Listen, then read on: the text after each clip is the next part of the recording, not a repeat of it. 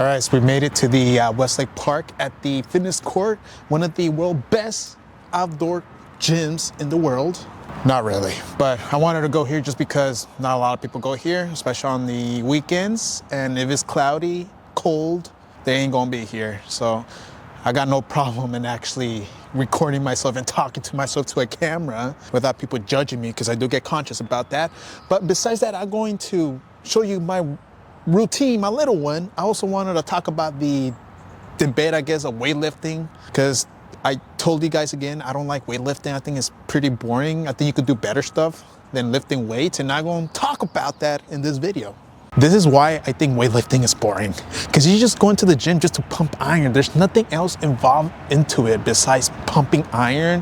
When it comes to sports, it's a little bit more different, because you got to train specific muscles so you could do specific things. In boxing, you kind of have to do strength conditioning, right? Because if you don't, you're going to suffer. You ain't going to have power. You ain't going to have the snap. Also, you're not going to have the durability and the cardio. This is what I did when I started boxing, like legit, like taking it seriously. I would run, like, I think 30, 35 miles a week. So I'll run 5 miles, I think like 6 days a week or something like that. And on top of that, I would do pull-ups, push-ups, sit-ups, the typical old school training, right? And I did that for like 5 months straight, and I started at 165 when I started boxing. So I was overweight. I'm 5'6". In 2 months, I went down to 135 with a strict diet. Yeah, I was hungry because I was eating chicken breast and broccoli, but at that time, I didn't know about the diets. They just told me you have to do this to lose weight. First time having a six-pack. And guess what, guys? When I went to the gym, when I sparred, I was fast, and then I got tired. I remember I'll go 8 rounds or even more with 30-second rest time sometimes, or 1 minute. I was solid. Sometimes I get my ass beat like anyone else, because I did, but I stood my ground. And that was fun, because I had to do a bunch of stuff just to do specific things in the boxing ring.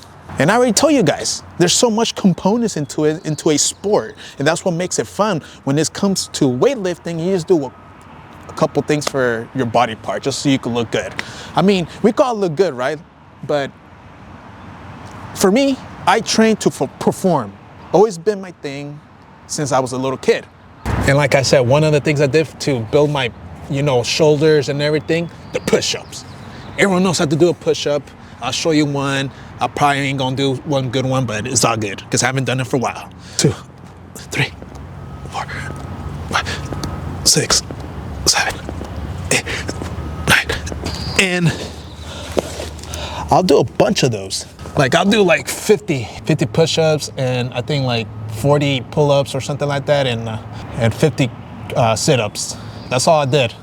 Right after the mitts, back work, sparring if we had it. And that was the routine, really. Then you guys gonna tell me, what about safety? Boxing is a dangerous sport. Yes, it actually is. I'm with you with that, with any type of combat sports. But the best way to avoid a concussion, or CTE, is to avoid sparring, which you can, because you could do simulation, light sparring, where you're just working on technique. Because there's a way to avoid concussions, really. And it's by telling your partner and just work on the stuff that you've been learning with your coach. That's the best way to keep your brain healthy. Because trust me, I've seen a bunch of fighters that are punch drunk and they can't speak properly. They're stuttering so much. And it's pretty sad, because you see them when they were normal, now they're not. But those are good ways to avoid any type of injuries. Take your time. I have stories where I did spar with a guy who was an MMA fighter, and let me tell you, they treated like it was a war, man. It was not pleasant at all, but I survived. And now you guys gonna check my pull-up game. I could pull out pretty easily, but 1, 2, 3, 4, 5. I can only do 5 because I done a bunch of them earlier today, because there are so many people here. I was so nervous just to talk to the camera and for them to actually gut me in live. I'll show you guys the benefits from learning boxing or any type of sports, really, compared to weightlifting. And I get it, weightlifting does play a big part depending on your goals. You want to get stronger? Yeah, weightlifting is crucial. In my case, for me, it's not really, because I don't want to be stocky.